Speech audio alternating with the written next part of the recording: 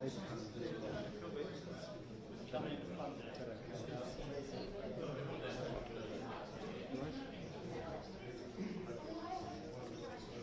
were the 18 millimetres?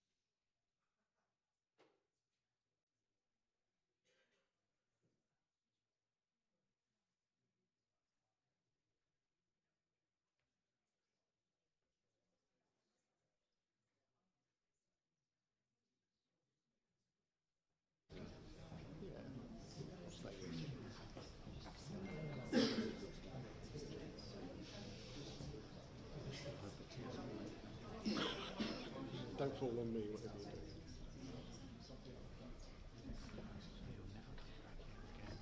Till next Wednesday. Yeah, till the next perfection.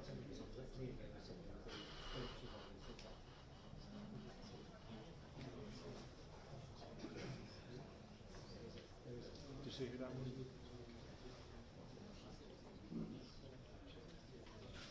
Aren't they?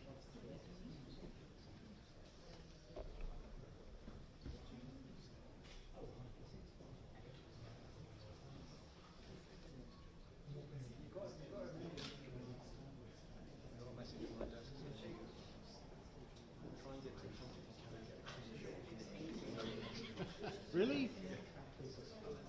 Why would you do that? I hadn't even thought of that. I've been doing it 17 years. No, but I hadn't thought of that. Just thank them for that. I did. She went, I don't know if that's something that is like, yeah, very much. It's not just sucking it. It's inhaling it. It's one after the other. God's teeth.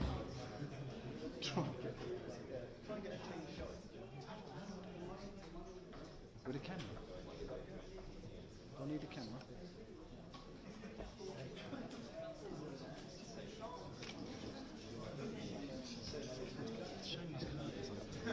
Yeah, I quite like it. It means they'd be lit looking up the stairs, otherwise they just savage it back. Oh, here we go.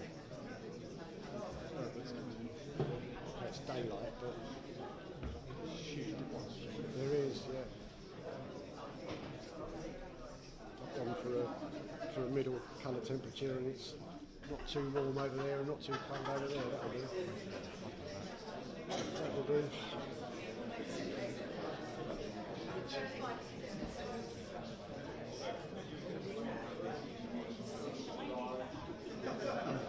They've changed their minds. That'd be nice. In reflection, we've handed the Prime Minister back control.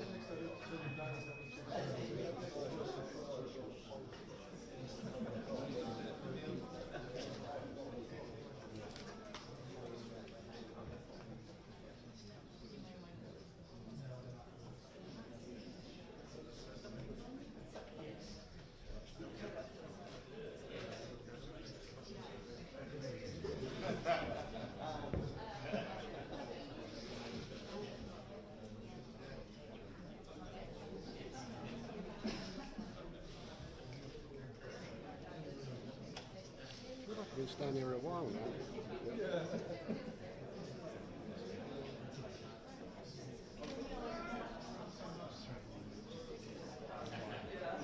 I think there's going to be someone scrambling the doors.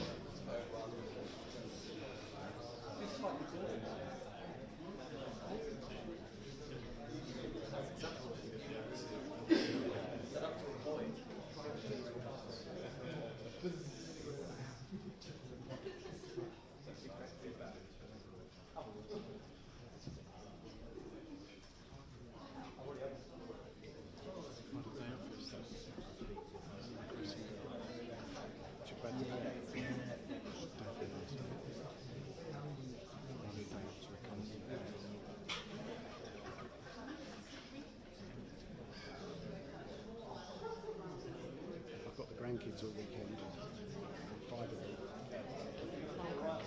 6.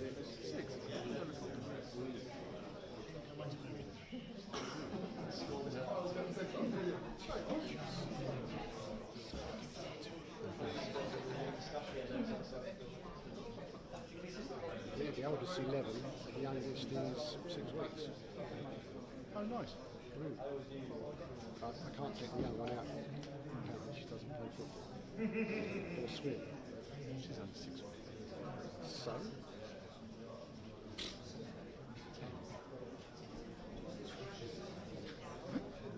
She swim. She didn't swim. She doesn't swim. Doesn't play football. What does she do? That's sweet. So it must be nice to have something quick. It's awesome. They are the most fun. You can go completely random with them, get them hyperactive and then give them back. See that? And there you go.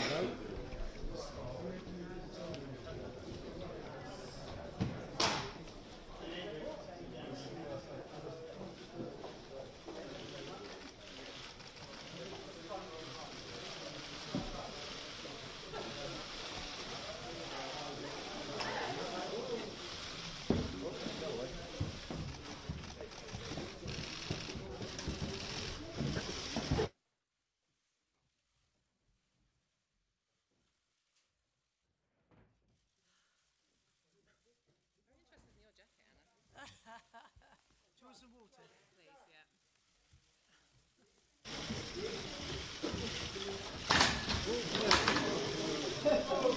Excuse me, not in the back, please. Not in the back. Oh, what's the back? Out of the way. Out of the way, out the back.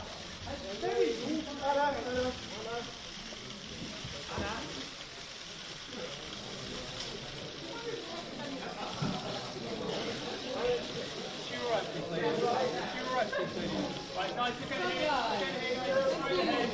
straight ahead, and up, in the middle, here, Hannah, there, on the left,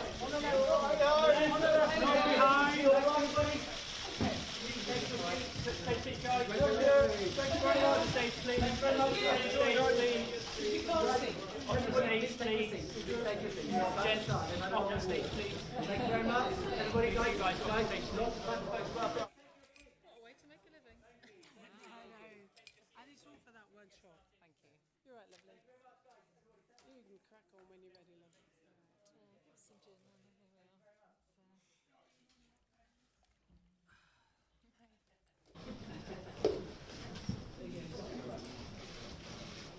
Guys, give us down a minute, guys.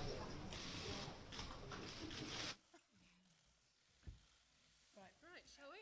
Pop a quick, just on my friend, just gonna pop it Do there. that one there. Yeah, let's put it there, kind of. It's all right. We allow him. He's very lucky. Right, are we all good? Okay, Heidi, you start. Well, good afternoon, everyone. So nice, so many friends in the room. So you've met the Magnificent Seven. You probably heard last night about the Lone Ranger. So I guess that makes us the three amigos. My name is Heidi Allen, and I am very, very proud to be the Member of Parliament for South Cambridgeshire. I love my constituency. It is bursting with innovation and a desire to challenge the status quo. I love that my constituents want to share their talents and their discoveries to make the world a better place and to tackle inequalities. My constituents make my head and my heart fizz with possibilities. I want to feel that way in Westminster too. I am tired of feeling numb. So today, alongside my wonderful colleagues, I have resigned from the Conservative Party. It was the Tottenham riots in 2011 that stimulated my change in career. I was busy running my own manufacturing business. I had no political interest whatsoever, and I never even thought about joining a political party. But watching the news night after night, it was as if Lord Kitchener was pointing his finger out of the screen at me. Your country needs you. That raw hunger to serve my country and to offer my skills and experience led me to the Conservative Party. I believed that under David Cameron and his big society, The party, like me, was ambitious for the country. It was challenging the nasty party image and proving that we could, in fact, be a party of both competence and compassion. So why, so often, too often, in the last 3 years, have I found myself going over the top, fighting for benevolence in our welfare system? The Department for Work and Pensions has had 6 Secretaries of State in 3 years. 6. You wouldn't run a business like that and expect it to succeed. So how can it possibly be acceptable when you are completely redesigning our welfare safety net? Particularly when that net is so vital, when we are at our lowest and when we need it most. Because those that rely on the net are people and not numbers. I shouldn't have to feel that the only option left open to me is to take a camera crew around the country to shine a devastating spotlight on poverty. It shouldn't be this hard. I believed I was part of a party who worked collaboratively, welcomed knowledge, and had the empathy to feel. But I have slowly but surely realised that I am not. I can no longer represent a government and a party who can't open their eyes to the suffering endured by the most vulnerable in society. Suffering which we have deepened whilst having the power to fix. The Conservatives were always recognised as the party of economic competence. But when we allowed a cabinet minister to say F business, and we have a Prime Minister bullied into submission by the ERG, and is now dragging the country and Parliament, kicking and screaming to the edge of a no-deal abyss, I'm done. I want to be part of something better. A party that people vote for because they want to, not because they feel they have to. But this afternoon I feel a mix of emotions.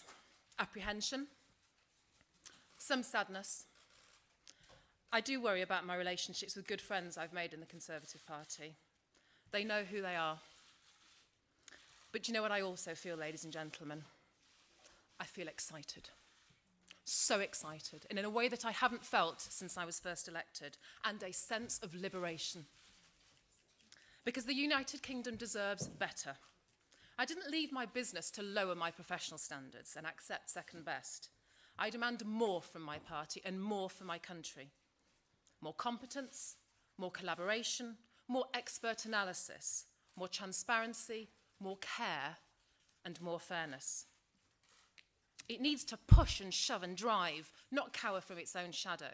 It should attract the best minds, the biggest hearts, and the most effective communicators. We are prepared to dare to dream that this could be possible. But it's not going to happen if we sit idly by, nodding through policy and voting like sheep. If Brexit was a pained clarion call for change, then we hear it. Our parties have been unable to grasp the magnitude of the challenge and have no plan to respond, nor heal the divisions across our cities, our villages, and our dining tables. So we need to start again with a clean sheet. And as true centre-ground MPs, sharing the same values as millions of our citizens, we have a responsibility to act. This week is the beginning. Once there were 7, and now there are 11. And at the last count, about 115,000 Twitter followers. So yes, we are putting our heads above the parapet, and we might fail. But isn't the prize worth fighting for? And I sense the country wants us to fight for it too. And I, for one, am prepared to give it everything I've got. And now, ladies and gentlemen, it gives me great pleasure to hand over to my very good friend, Dr. Sarah Wollaston.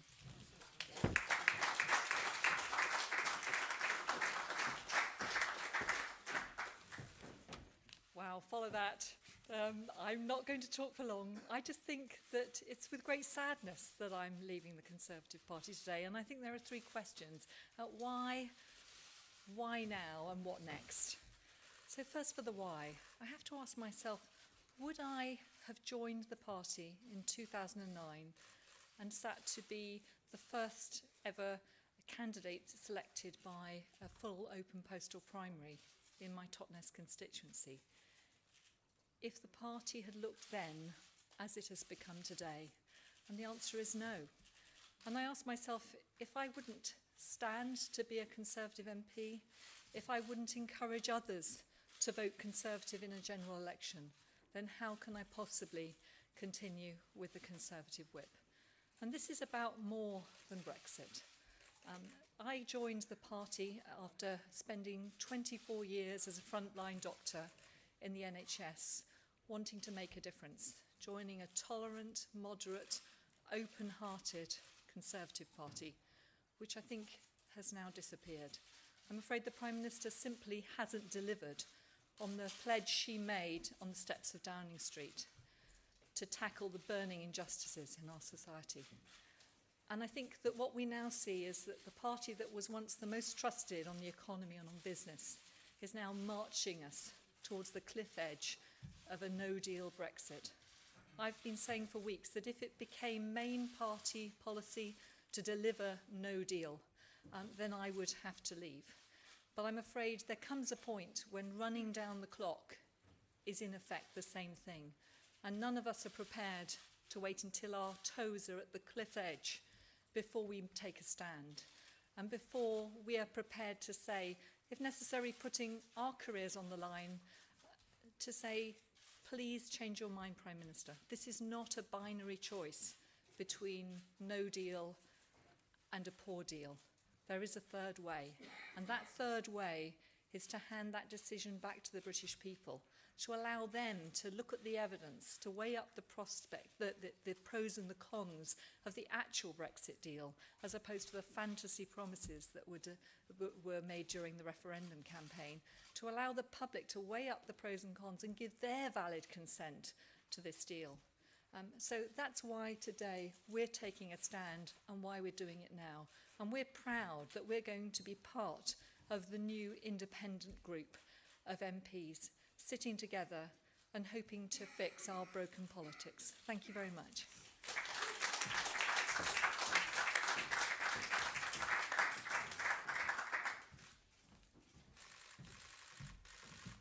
Good afternoon, everyone. The Conservative Party has been very good to me. I've been elected 3 times to represent the people of Broxtowe as their Member of Parliament. And I'm very grateful for the support and the hard work of a small team of activists, mostly members of Broxtowe Conservatives. They know who they are. Friends and family who enabled me to win. I served in 2 governments as a Minister of Health, the first woman MP Defence Minister, and in 2015 I was promoted to attend Cabinet as Business Minister. I rejoined the party in 2002 to a welcome that warmed as the desperately needed modernisation of the Conservatives took shape. I was a single mother of 2 children.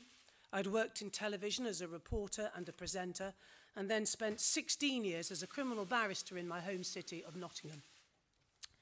You don't leave a political party that you've called home for many years without a great deal of thought and a considerable amount of heartache. And it is with a heavy heart that I've today resigned my membership of the Conservative Party. Last night, an old friend who I first met back in the 1970s, I can't tell you which year because it's so long ago I've forgotten, but in any event, we were both student members of Birmingham University Conservatives, and he sent me a text. Don't leave, he said. Stay and fight them. It's our party, not theirs. He, like my many friends in the parliamentary party, is a One Nation Tory from the Ken Clarke wing of the Tory party. The them of which he spoke are the right, the anti-EU wing of the Conservative Party. Yesterday, Sir John Major spoke about them, describing the more extreme of their number as zealots. He's called them far worse, but he correctly identified the hollowing out of traditional Tories in the membership of the Conservative Party.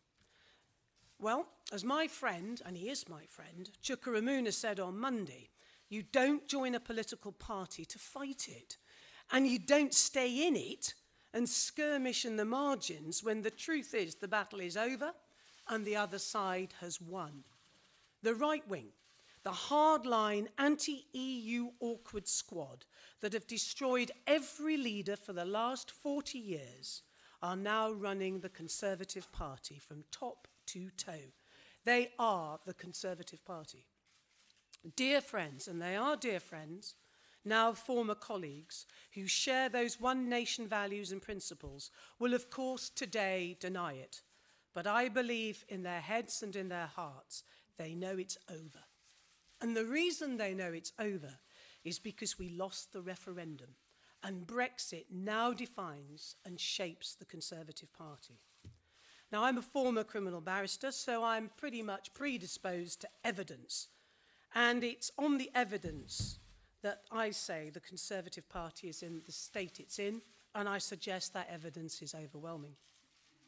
After the Prime Minister lost her withdrawal agreement, she said she would reach out to build a consensus. Of course, she should have done that at the beginning of all of this, in the beginning of her premiership, not at the 11th hour. And in that spirit, the first people that she invited into number 10 were the ERG. The very people who just weeks beforehand had called a vote of no confidence in her leadership and had delighted in calling out her failings to any passing microphone on College Green.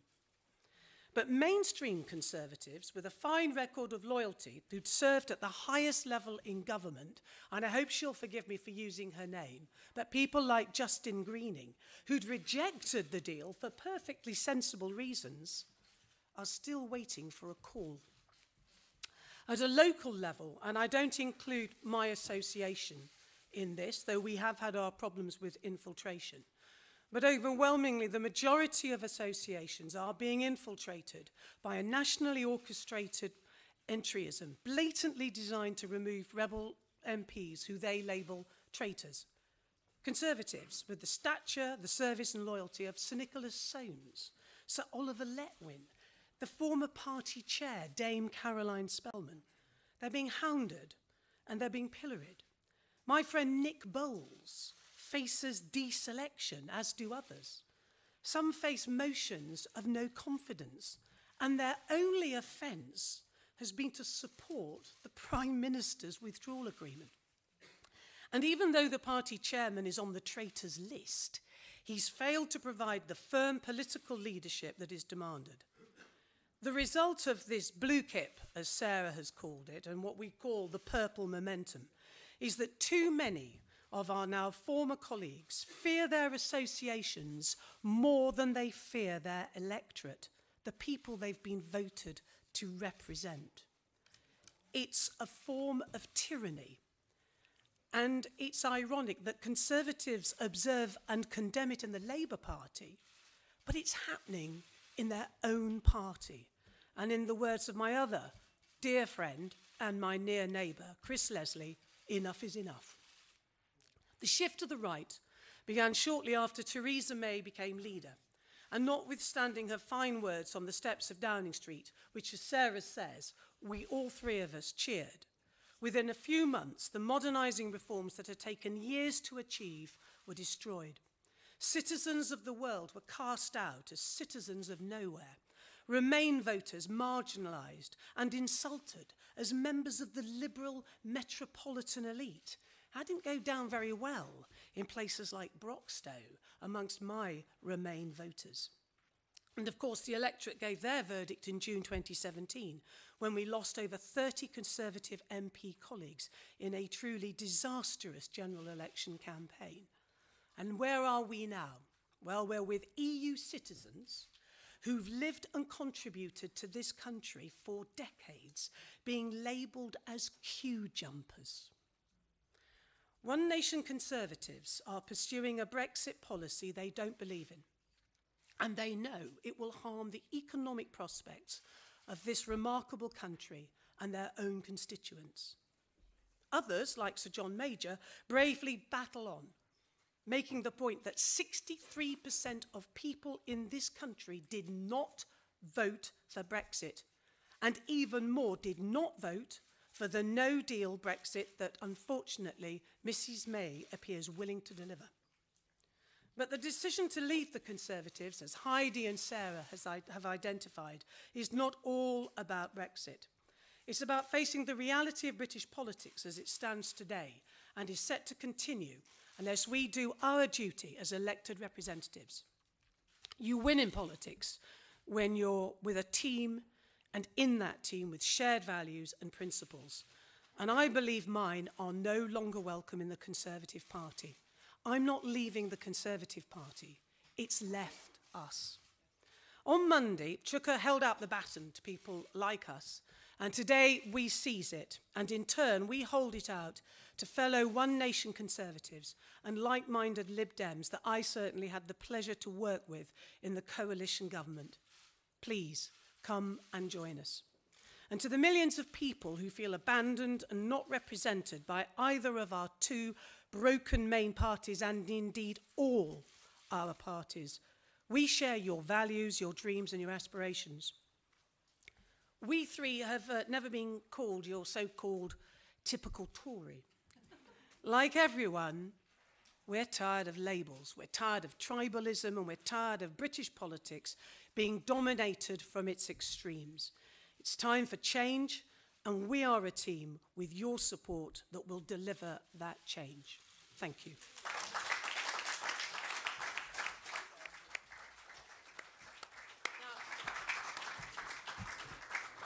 Thanks, team.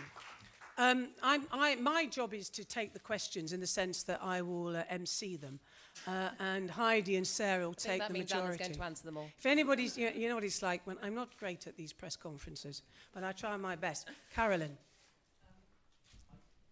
Thank you very much. You mentioned some names, Ken Clark, Soames, Letwin, Bowles, others that you say share your frustration. Have you got any commitments or indeed a suggestion from any of them that they may follow you? Heidi. I suppose from the way I look at it is, yes, I mean, you know, everybody here knows what Westminster's like, and it's conversations in corridors and people scuttle around. Because our two parties, particularly, but I'd say all of them, you're suppressed. So having the courage to do what you know is right is hard. But are there a number of colleagues in all parties who are keen to join us? Absolutely. But everybody has to get there in their own time. You know, we had no idea that Chuka and the team were going to, as they say, pick up the baton on Monday, but it felt right for us to pick it up on Wednesday. So I think everybody will get there in their own time. But yes, we do believe there are a significant number of colleagues. Sarah, do you want to add anything? I think it's for those colleagues to speak for themselves rather than for us to name them. But certainly there are a number of our colleagues who are deeply unhappy and particularly deeply unhappy about no-deal Brexit. And what I would hope is that ministers will have the courage of their convictions to actually step down from their posts. I'm not necessarily expecting them to join us here, but we do expect people to really stand up for what they know is right for this country and not allow no deal to go ahead. And nobody knew until 7 o'clock, I think it was last night, that Joan was going to come and join us, and we're deeply grateful Yes, for that, Joan. fantastic. Nick, what? I'm just going to go down the line, but guys, there's a microphone. Oh, you've got it. I've got it. That's very naughty. Go on, give it to me. Nick Watt, BBC News 9. Anna Soubry, a few months ago, you said to me that Theresa May should sling the Brexiteers out of the Conservative Party. But today, the three of you have slung yourselves out of the Conservative Party. So do you and those remaining One Nation Tories in the Conservative Party, have you comprehensively lost that battle? And in aligning yourself with this new group, are you appealing to all voters, however they voted in the Brexit referendum, or are you only appealing to those voters who believe that referendum result was a big mistake? No, I think we are absolutely appealing to everybody. I mean, there's no debate about that at all. And at some stage when this nightmare, and it is a nightmare, Brexit, and in whatever form it ends up in, this country has a huge job to do, which is to heal these enormous divides. And one of the frustrations that we have is that none of that work has been done by this government in the over 2.5 years, as it now is, since the referendum. Absolutely nothing has been done. And not just to heal the divide, but actually to look at the causes of Brexit as well. And you talk about the fight, Nick, and I was involved in the fight when I was a student politician, and it's a bit like Groundhog Day, a lot of this. But, you know, we won it back, and under Cameron, we saw this great modernisation that brought people like Sarah in and then brought Heidi in. And it's all been thrown away. And, you know, the simple truth of it is, as I thought I'd outlined, you know, that the party now is in the grip of the ERG, and it's shifted to the right, and it continues to carry on. And we've seen that. We saw it only the other week with the move to interfere with foreign aid, overseas aid development work, and the commitment to 0.0%. It's begun, and it will keep on going because the Prime Minister is in hock to them, absolutely in hock to them. Yes, sorry. Paul Brand, ITV Sorry, News. Paul. You're all colleagues in ITV as well. I know. Two Don't questions. say that, we get into terrible trouble. You'll get terrible hate mail now, Paul. I said colleagues, not necessarily friends and allies. And so it begins. I'm just defending my impartiality. It's John nothing Pienaar next. No. Go on, sorry, Paul. Two questions. Firstly, having left the Conservative Party, don't you now make it more likely that Theresa May will tack to the right, try to woo those Brexit-supporting MPs in her party, and deliver the hard Brexit that you all fear? And secondly, Anna Soubry, you have said in the past that Jeremy Corbyn is a greater danger to Britain than Brexit. Are you really willing to vote with him now on a case-by-case basis in Parliament as independent, potentially strengthen his hand by attacking the Conservatives? Heidi, do you want to do the first one first? Yeah, so on the point about will it make the Prime Minister's attack get further to the right, and all these things, of course, we've given great consideration to, because this is a big thing to do, huge. And you need to be very careful. You know, this isn't about us. It's about what we think is the best outcome for the country. And what we are hoping, you know, we'd run out of ammunition. There was no other conversation, no other persuasion, no other amendment. There was nothing else we had left in our pockets. And this is in part designed to be a wake-up call, because her majority is now less than it was. She knows the party is full of people that feel the way that we do, so she will have to, finally, once and for all, we believe, see the ERG off, because otherwise this is a taste of more to come. Sarah, do you want to add anything? All I would say is, instead of constantly reaching out to the ERG and the DUP, I would say we are now a bigger grouping than the DUP, and that if she wants to get her deal through, she could get it through by making it conditional on a second referendum to confirm it. And so we will all be supporting Peter Kyle's amendment, and I hope that the Prime Minister will see that that is the best way to get her deal through, to make it conditional on the consent of the British people. And to answer your question, of course, this doesn't change any of the votes in Parliament on Brexit. Those votes remain absolutely the same. So it really doesn't change the arithmetic in Parliament in that respect, because we will continue, well, we won't be rebelling anymore, we with our new friends, and we will be following... Rather disappointing not to be rebels anymore. But, What do you mean vote for Jeremy Corbyn? Well, we do vote. Look, hang on a moment. You know as well as anybody else. Of course there are times when we all come together and we all vote together. But so nothing has changed in that respect at all. John?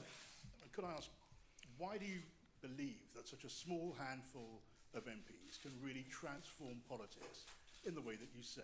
And if I may, is a new party part of your plans? And if it is, do you accept that the odds and the political system are heavily against you succeeding?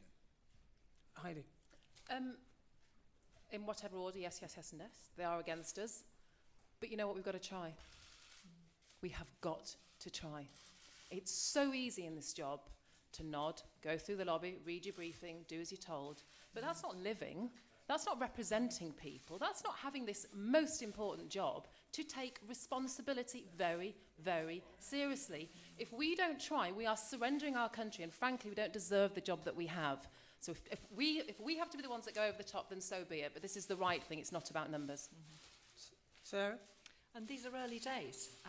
We are not a political party. We came together recognising that we share values, and that over the coming weeks and months we'll be having conversations, and most importantly reaching out to the country to see what they would like from a new moderate centre ground party. So those are conversations that need to take place. It's very early days, but as Heidi has said and you have said, we know the odds are stacked against us, but we're determined to try. Yeah. Yes. Lewis Goodall from Sky News. I'm very struck that all of you have criticised the Prime Minister in quite visceral terms personally. How far do you think she is responsible for the rot in the Conservative Party at the moment? If she behaved differently, might you still be in the party? And secondly, if the government is as bad as you say it is, you've both all described, I think, that it's entrenched poverty in this country, making poverty worse. Why did you vote for it only a few weeks ago in a no-confidence motion? And if there were going to be another no-confidence motion, how would you vote in that motion? I'll just say two things. First of all, the Prime Minister had the opportunity, which she should have grasped as soon as she became leader, to reunite our country and to go for that soft, sensible Brexit, doing the right thing by the British economy and the right thing by the border between the Republic of Ireland and Northern Ireland. She had that opportunity and she didn't do it. She should have reached out, frankly, over the heads of the Labour front bench, and she should have built a consensus in Parliament. She positively chose not to do it. Instead, she put down red lines. She had a second opportunity after the general election, which we lost, as I described. And again, she didn't use that opportunity to rub out the red lines to build a consensus. And those have been two very serious failings on her part. And we've ended up now in this terrible mess where with just, what, how many hours was it? 900 hours? At 11 o'clock this morning, it was 900 hours to Brexit. And look at the mess we're in. If there were another no confidence motion, would it be guaranteed you might not vote for the government? The reason that we supported and voted in favour of this government continuing is because the last thing that this country wants or needs is a general election. The thing that this country does need is a people's vote on Brexit, because it is the only way through the mess, to take it back to the British people. That's the only thing that we need. I didn't know if Sarah wanted... Are you all right? Well, I just think it's a great pity that the only red line that wasn't put down was the red line over the cliff. And we feel very strongly that no responsible government could or should inflict the kind of pain and harm that they know would be inflicted by that option. So we're deeply disappointed that there's been red lines everywhere except where it should have been. Theo. Can I just ask to each of you, did anybody within the party try and persuade you to stay within the party, either the chairman, Brandon Lewis, or the Prime Minister, Theresa May? And just supposing, in your view, Brexit does go well, could you foresee circumstances where you might reapply to join the Conservative Party? No and no. I had one cabinet minister drop me a text last night, because you guys were just putting it out there a bit soon, to be honest, and the rumours were rife, who tried to convince me not to, but nothing from the Prime Minister, the Chief Whip, my own whip, nothing at all. And no, I would not rejoin the Tory party. All I would say is I've had many wonderful friends in the Conservative Party, and many of them have sent me very supportive messages asking us not to leave. Yeah. But I've had no contact from the Prime Minister's office and none from the Whip's office either. So I don't think any effort has ever been made to reach out to those of us who are in the moderate centre ground of the party. Right, I'm being strictly told 5 minutes. Go on, Andy, sorry. Andy Bell, 5 News. Wouldn't the honourable thing be now, though, to resign and fight by elections, all of you? And after all, if you think the country is crying out for this, wouldn't a victory be the most extraordinary validation of what you've all been doing? I suppose from my point of view, I mean, Anna's already touched on this partly in terms of the last thing the country needs right now is a general election or any kind of by-election. I agree with that. But I think the other 2 points, you know, as Anna eloquently put, we haven't changed. What we stood on our values, our own leaflets, our own campaigning when we stood in 2017, none of that has changed. There are big chunks of the manifesto that haven't been delivered, but everything that we promised hasn't changed. But the other big thing that people need to remember, this is what the big parties do. Yes. They want to crush the birth of democracy. They want to crush people like us trying to change things for this country. And this is the game, of course, that they will play. But we're better than that, and we think our constituents in the country deserve better than that. Right, Gary at the back. Not at the back. We're going to go down this line. Thank you very much. Gary Gibbon, Channel 4 News. You each of you talked a bit about the things you thought were wrong with the Tory party, and suggesting that it had gone bad very recently. There'll be a lot of people, Labour MPs included, who are thinking of joining this group, who actually think the Tory party did a lot of bad things for a lot of years, and they would include in that welfare changes, austerity. Do you regret a lot of that, or is that what you define as economic competence? I believe that we did the right thing in the coalition government in particular. I think the coalition government, which I served in, did a marvellous job. And one of the reasons it did that is because it was 2 parties working together.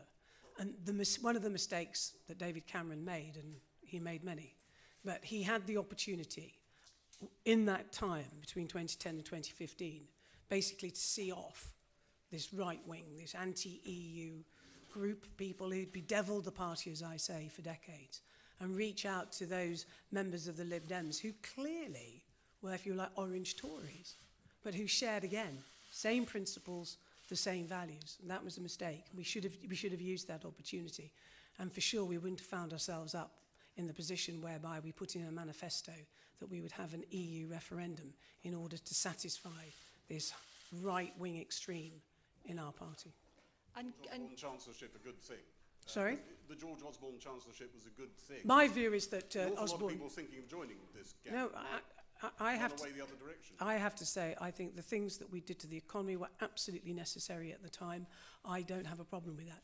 But I think there have been difficulties, and I would say, and as I've said in the House of Commons, I think that certainly for local government, who bear so many of the cuts, certainly my county of Nottinghamshire finds it, which is run by Tories, and is very competent, has find itself in a position now, whereas if it doesn't get more money, it will go into a dangerous deficit. And isn't it extraordinary, just at the point where we can start to reverse austerity and really get to grips with some of the inequalities to reduce those, we are knowingly and deliberately possibly sending ourselves back into an economic downturn, depriving us of the opportunity to make progress. So I think it's absolutely extraordinary that any Conservative government would even contemplate that. Right, I don't know where to go. Who's got the microphone? I think that's the easiest way, isn't it? That's very bad. Hi, William James from Reuters. You said yourself earlier that you can't change the arithmetic in Parliament. So as a 3 or as an 11, what can you actually change? Well, when I say, I mean, I think what I said was the arithmetic won't change because we've left the Tory party and we will still vote in the way that we were always going to vote on Brexit.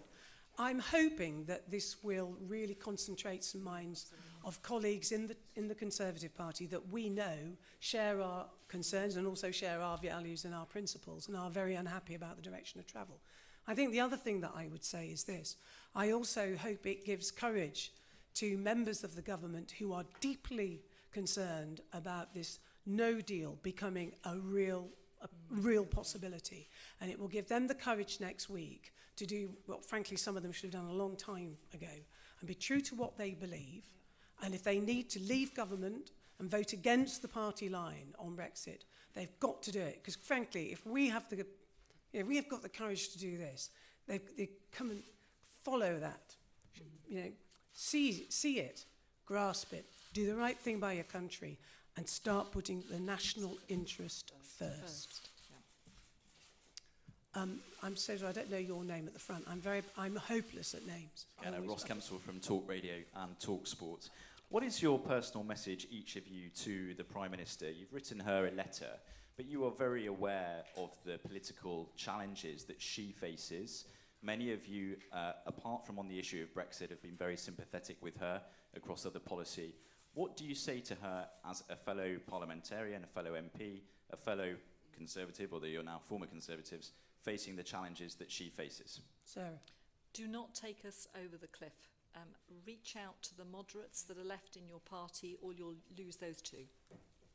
Anybody else? Actually, I've not been over here. A woman. Sorry, but it is important. Have you noticed, is it 65%, Chuka? Two-thirds of us are women. Yeah, that says a lot. Sorry. It's Hannah Lothman from BuzzFeed News. I've got one question for all of you and one just for you, Anna. You mentioned entryism. Who are these people, where are they coming from, and how many of them are there?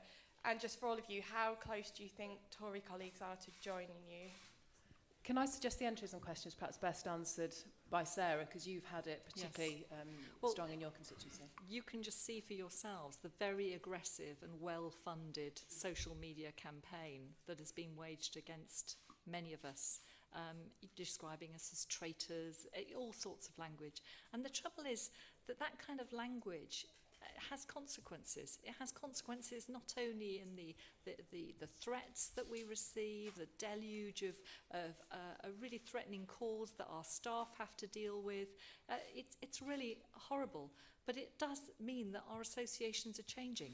As I've said about my colleagues in Parliament, I have many, many friends in my local association. And none of this is a reflection on the executive of my association. And I have many friends, but it's very clear to me that our associations are changing. And increasingly, actually what we're having is people who are quite clearly UKIP members, and they are changing the associations and turning the Tory party into a blue kip, as I've described. I think, if I may say, if you go on the Leave EU Facebook page, you will see the name and shame of traitors, with people like Nicholas Soames on it. And then you'll see the blatant join the Conservative Party to deselect, and then they name the people.